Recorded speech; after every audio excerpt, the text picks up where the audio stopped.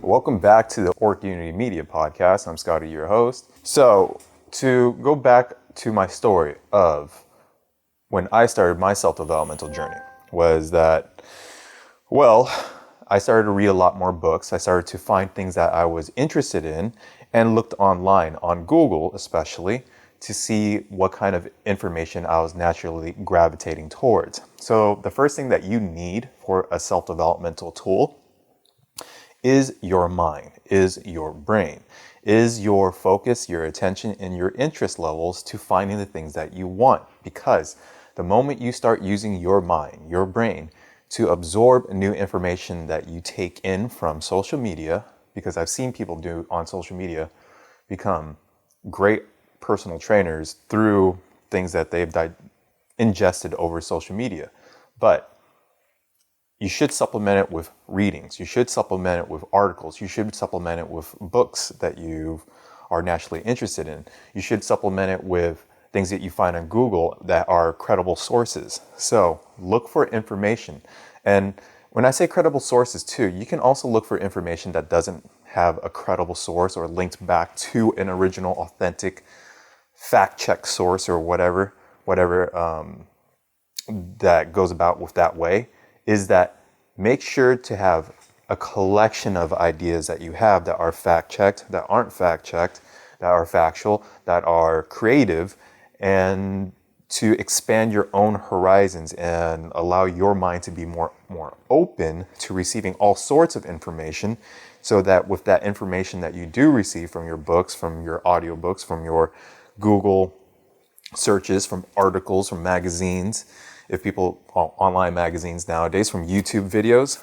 So now you have differing perspectives and different point of views to come up to a conclusion on your own, because critical thinking, deep thinking is greatly important. And I greatly stress that you have multiple sources of information, because if you go down one rabbit hole of information, down an algorithm through YouTube or through all these other social media platforms, you're going to get that information. And sometimes it's good. Sometimes maybe you want to learn about what it takes to be a dietitian, and you start going down the rabbit hole of finding ways to become a dietitian, the information that you need, the skills that are required, how to start a business as a dietitian, how to start a YouTube channel by modeling people that are in that field, in the dietitian field. I don't know if there's an exact terminology for a dietitian, but you get the point. And then also will lead you to resources of new books, new audiobooks, new YouTube videos, new social media influencers, social media pages that focus on those memes. So that's the thing. Make sure the tool that you have is having your mind to be open to all kinds of information, but also using your mind to focus in on what you think it really means and what it really is, and then also to hopefully create something out of it, or pursue a line of interest or a career in that path, or create videos from that information. So let's go back a step. I know I just gurgitated. Is that a word? I vomited a bunch of words, rambled on right there. But the tool that you really do need is your mind, because your mind is, the way you perceive reality is using your mind, right? The way you interact with people and interact with the world is using your mind.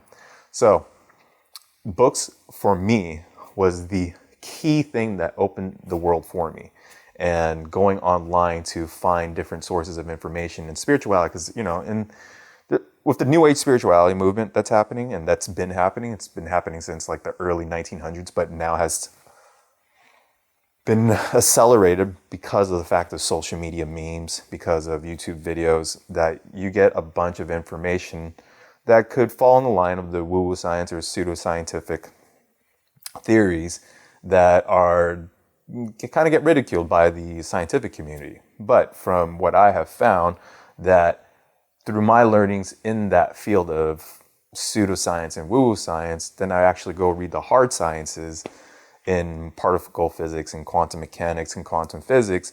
There happens to be an interconnection between these two things, between the pseudoscience realm, the woo-woo sciences, the new age spirituality, with the hard sciences.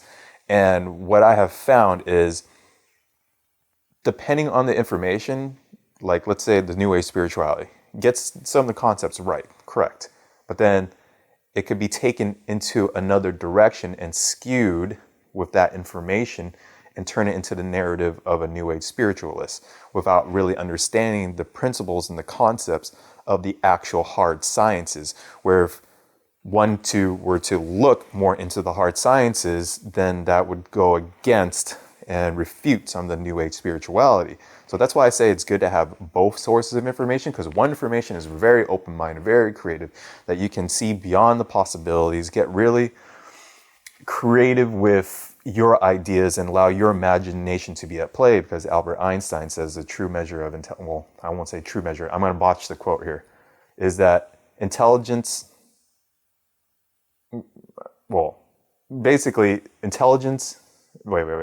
imagination is intelligence at play. That's how, sorry, it took me a long time to get that one out. But yeah, intelligence is imagination at play. And with the hard sciences is great because there's a bunch of data facts. It's objective data. It's made many advances in our technology and the way we communicate with each other. But sometimes it's too structured. And it's good to have that outside of the box thinking beyond what we know and perceive now in this reality with what we have here through a human construct and through the perception of a human lens and eyes and neurobiological apparatus. So I think that's kind of good to have both. Not to get too elevated where you're, like I said, going to the woo-woo territory, and getting too grounded where you're now becoming overly structured and restrictive and constrictive in your thinking. So I think that's good to have a little bit of both. So this is a podcast, by the way, just to let you know. I mean, that's probably why I'm kind of like spewing out all this information. But the first thing I said was to have your mind, right? And then start to look onto online for online resources and books. But let me break that even down even further, because relating through my own personal journey is that I was sidelined in bed for over 4 months, maybe 5 months, and I still had to do physical therapy. Before that, I was very much into, like I've said in the last podcast, about Japanese history, about things about the universe. And during this time period, there was YouTube, but it's not the way that YouTube is now, where it's like you did get a lot of information from back then, but now there's happens to be more professional production values, even from regular content creators. And the information is now coming from established scientific companies and scientific channels and programs that were from regular TV shows. I mean, Neil deGrasse Tyson has a great podcast, Cosmic Queries, where you never got that on YouTube back in the day. I mean, I think even How the Universe Works is now on YouTube. Got to double check with me on that. And then I think Through the Wormhole, I'm pretty sure is on YouTube right now. So all that stuff, hosted by Morgan Freeman. So all that stuff is now like readily available. But, back in my day, well, it's not really back in my day, but it was like 10 years ago, I started to go into being sidelined in bed, couldn't move around. I knew stuff about how to work out, how to diet during that time period. And now I know a little bit more. I studied a lot took many different classes of all kinds in community college. So intelligence, I was smarter than average, just happened to be kind of lazy, not as passionate about something. So I took my time being lackadaisical in high school. But I would say that, I was a little bit smarter than average, I would think. I mean, some of my decisions I made weren't exactly the greatest, but I'm trying to say is that, so during that time period, I was really into my body, knowing how to use my body, knowing how to diet, knowing how to body build, starting to understand a little bit about what it takes to make a great body and what it takes to learn how to become a police officer, because I was taking martial arts during that time period too, taking classes that related to the law. And I started getting a little bit more interested in how the law works. And through that, when I was sidelined, my whole world kind of came crashing down, because I knew that I couldn't get into law enforcement because of going through forums and reading that some decisions I made prior probably would disqualify me right away from getting into a law enforcement field. And so maybe that was my own self-limiting beliefs, but during that time, I had a lot of self-limiting beliefs. So that's why I say self-development is so important, because self-development allows you to expand your mind and open your mind up to new possibilities of becoming the greatest version of you, and allows you to see different pathways that you can take. And through that, leading it back into the information that you intake and partake into, is that start going towards the things that interest you. And so I started to read about spirituality online. I started to look at, well, let's keep online. I started going to different websites, learning more about spirituality, learning even some of the New Age spirituality, which honestly gave me it brought me to a lot better place in my mindset. So if you're really into the hard sciences, if you're only about science, I hope you understand that for people that needed more than just the hard science, because if we can do hard science all day, like I love the hard sciences. I mean, on my spare time, I learn about AI, machine learning, deep learning. I subscribe to a newsletter for $5 a month to give me like the latest news on that. So when it comes to data sets, when it comes to objective data, scientific method, like I'm all about that. But that never gave me that passion, that zest for life. You know, there was a lacking of that spirituality element to it. Not saying there isn't a spiritual element to it, because obviously I weave in the hard sciences with my spirituality to augment it, to embrace it in a new way and transform it in a new way that makes me even more spiritual, to be honest, and to solidify even more of my own beliefs. So with that is that I started to look online, started to go into that New Age spirituality, open my mind to the concepts of angel numbers, which the angel numbers, not going too much, is that if you bring it back into like NeuroLinguistic programming, I mean, I worked at a grocery store where we memorized, like I still memorize the banana codes, like code for banana as 56, organic bananas 3056, Fuji apples 22. Ooh, I think that was 22. No, that was Rome apples. 24 was Fuji apples, right? So like you still remember you identified numbers to a picture image object, which, you know, hold on, I gotta slow my mind down because I started to go into machine learning. But the thing is with that is that you associate an angel number and you associate it with the meaning of that angel number. And then as you read it, you attribute meaning to that meaning of the angel number. Like let's say 1111. I just did 1111. 111. 111 is you are the creator of your reality. Whatever you think, you're able to manifest into your reality. Like, don't get me on the semantics. I mean, there's more to that, but just telling you, 111 it's basically the law of attraction number. What you think will manifest into your reality. Don't hold me to the concrete example that you hard science guys, but I'm just saying. So with that being said, 111, you are the creator of your reality. Now with that, moving into psychology, into neurolinguistic programming, to priming, now I associate 111 anytime I see it out on a license plate, out on a box, on a package, in a number on a show somewhere, or even on my phone. I attribute that I am a creator of my reality. So that's why I like the whole New Age spirituality, because there is a programming element for your cognitive mind. Because now if you're in your cognitive awareness, if you see a number and you're like, you know, that number is a good number. You know, that's a number saying I have control over my life. I can dictate my own life and I don't have to be influenced by other things around it. Kind of ironic because, I mean, you're priming yourself by seeing 111 and that's causing you to think like I am a creator of your reality. But it's good to have, right? I mean, what do you want to, I mean, if you want to have a pessimistic, nihilistic mindset, then go ahead, go right ahead. But I choose to have a positive, optimistic mindset with realistic outlooks on things. So the more I got to see that, I started to see that New Age spirituality, like, wow, okay, I'm seeing more of these signs. I'm getting better at pattern recognition to good things. Because in your mind, in the reticular activating system, the more things that you see that you associate as positive, your mind will start to look for those positive patterns. So I started understanding that the New Age spirituality movement is you're getting yourself into programming better mental habits for yourself. Because during this time, before this time, I was very negative. Like, wouldn't be ultra negative, but I got frustrated easy. I got irritated very easily. I dismissed people. I attempted to be very controlling of things around me. I could be combative. You know, nowadays you probably don't think I seem very combative, but I was a bit combative, especially in the work environment.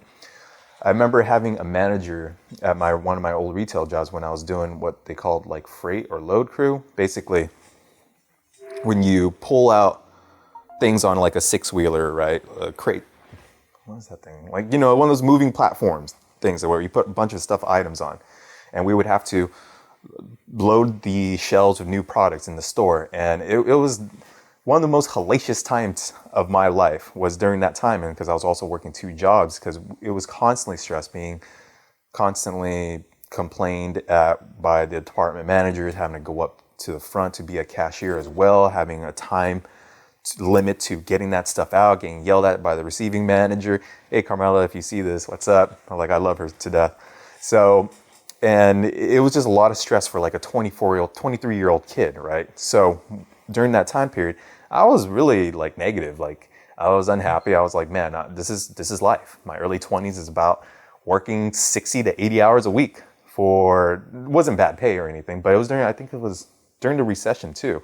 So, you know, I was getting paid all right during that time period. And I was just like, man, is this really what life is all about? So I felt like I was just going to this like routinized routine of just doing the same thing over and over again. Because throw out to a 9 Inch Nails is one of my all-time favorite groups, is that one song, Every Day is Exactly the Same. And I remember I used to play that, and kind of funny because I play it on repeat and I'm like, yep, this is kind of life right now. And this was during the time where, before the injury, all I knew was really know how to build up a body. I mean, you know, like, we had a bunch of community college classes, but didn't know exactly what I wanted to do. And every time I would go into community college, I'd be like, take this class here, take that class there, just meandering, you know, dragging my feet, figuring out what I wanted to do. So that didn't really like play out. So then once I got injured and going back to the new age spirituality, it started to open my mind. And during that time period, I think I mentioned in the last video, I also experimented with drugs for the very first time, you know. And like I said, I drank before in high school, like the couple months before I turned 18. And then after that, when I got injured, the pain was so unbearable that I ended up taking Vicodin and then was it oxycodone? I don't know. It was like, the pain was so great the second day after I did my patellar tendon rupture in my knee. The pain was so great the next day, once the anesthetic wore off, that the Vicodin, I was screaming for more. Like, not for the Vicodin, but a stronger version of the Vicodin. And I remember that Debbie, like, one of my friend's mom at the time that was helping me out, because my parents, you know, we lived very far, but I needed to be taken care of because I was literally bedridden. Like, I couldn't do anything. Like, my leg was in a cast. I was not mobile. And so she helped me out, and she went to the doctor, and the doctor was like all skeptical and like, no, are you sure he's in that much pain? You know, because there's a lot of issues with, not getting too much into this, is that there's a lot of addictive problems during that time period. Well, now, especially now, people abusing oxycodone and Oxycontin and abusing other type of drugs that are painkillers. So, but she was able to convince him, be like, no, he needs it. And then I started taking that, and the pain was still too much. And so she asked for even a higher dose. Not higher dose. She asked for another version of a painkiller, because with painkillers, the Vicodin wasn't really working on me, and then the next one really wasn't working on me, but the other one, which hydrocodone, I think it was called, was working on me. It finally like didn't eliminate the pain fully, but it was able to manage the pain more, because, man, I've never felt like, it felt like fire ants. I've never had fire ants run up on me, but from what I was reading, like that's how it felt like. It felt like something was eating the inside of my knee and it was burning, and it felt like it was on fire, that it was scorched, and it hurt like hell, right?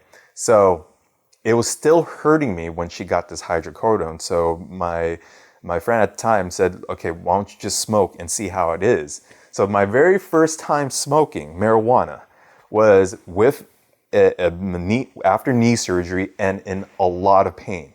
I was in like, to scale of 1 to 10, my pain level was probably at like an 8, you know? And I was doing my best to like just kind of hold and grimace and just bear my way through the pain. But then I started taking a couple hits, and through the couple hits, that's when I was like, what the hell? Like, for me, laying on bed, I've got this like third view, outer body experience, being able to see myself on the bed, which was like hilarious, because there's a part in your region of your brain, I think it's the nucleus accumbens, is that those are your spiritual experiences when that brain part gets lighted up, that nucleus accumbens. And especially from, I believe the astral body, when people say they have astral body, outer body experiences, is because part of that brain lights up. So that's what it felt like. It felt like I was looking at my body as I was laying on my bed, right? And I came up and I'm like, what the hell? As I'm thinking a thought inside of a thought, and then also I popped up and all these colors, like everything just looked super vivid. It wasn't like super colorful, but it was very contrast, and everything was popping out at me and popping out. Like, let's say if there were, when you edit a photo, you end up making it more sharp and you boost up the clarity a little bit more, and then you boost up the vibrance a little bit more. That's what it seemed like. I was just like, whoa, what is this? And I just forgot about my pain, like, because it was just too much of a new perspective of consciousness that you get into. It's like you being drunk for the first time. That's shifting your consciousness in a way that you're like, what the hell is this, And you start to experience it. And that's how I felt like the first time I did marijuana through that surgery. And I wonder if that was partially also happened because I had a little bit of that new painkiller that was in me.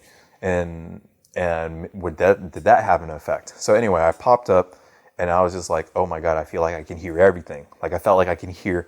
It was so weird. I mean, I was already mentioning how I felt like fire ants was tearing through my knee, but then it felt like I could hear like ants moving around or something. It's just strange, right? And I felt like my knee was repairing itself too. Like little robots were inside, nanobots or nanomachines were like fixing it all up. And so this was, why am I even telling you this? Because this was like, to me, a new perspective, new awareness, new consciousness of like, whoa, this is totally different. I'm getting a sensory overload, overly stimulated right now. I'm not feeling pain. What the hell is happening? And then I remember, oh my God, this is crazy. Okay. I remember, wait, give me a second here, is that as I was like, this is too much. I just gotta go to sleep, right? And then so I laid down and I started to lay down. And then all of a sudden this like 3D image motion graphic thing popped out at me, like a 3D element, right? And it started to like look like a bunch of Lego blocks that was kind of transforming and stuff like that. And it was the way that it looked like a Lego block, but it felt like it was kind of fleshy too. It's kind of hard to describe. And it was a picture of a shirt, a sweater that I had as a baby, and a baby also, there's a picture of me as a baby. And so this object thing, this mouse thing, elephant thing, I don't know what it is, was like popping out at me as I was trying to go to sleep. And I was going, what the hell? And so it's funny because that I'm even bringing this up because I'm at my parents' place or my mom's place, and she actually has a picture. So let me show you. As I just totally took out my F1 recorder here.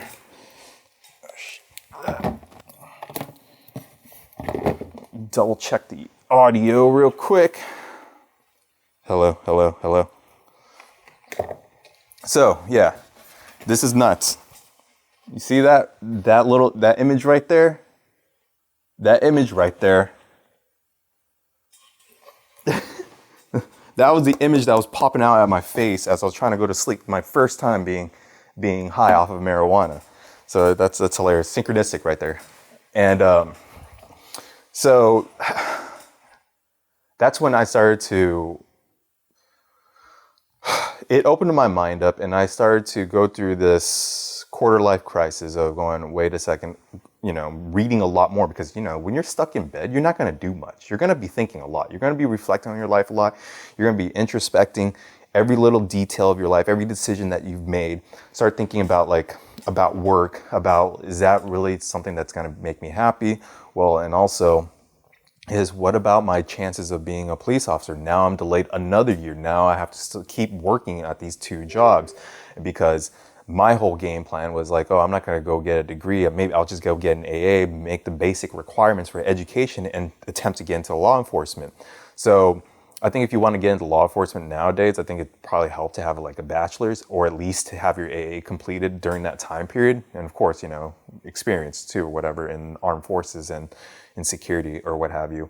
But I started to go back into the forums of like, oh, there's stuff that in my background, like, does that thing in my background prevent me from becoming a police officer? And so I was reading through the forums.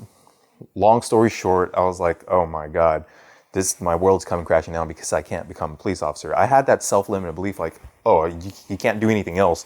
That's all you can do, And so it made me do a soul-searching, soul-diving experiment into myself. So I started to look online and attempted to find my own spirituality. And through going down that route of finding my own spirituality, I encountered stuff in the New Age spirituality. And then I encountered one of the greatest tools that opened my eyes and opened my life, which would be the Myers-Briggs typology indicator. And I don't want to go too much in the typology indicator in this episode, but I believe that everyone should go through the Myers-Briggs typology indicator. If you haven't used this test, you should use it right now, because with the typology indicator, the psychological standard in psychology would be the Big Five Ocean test, which measures your openness,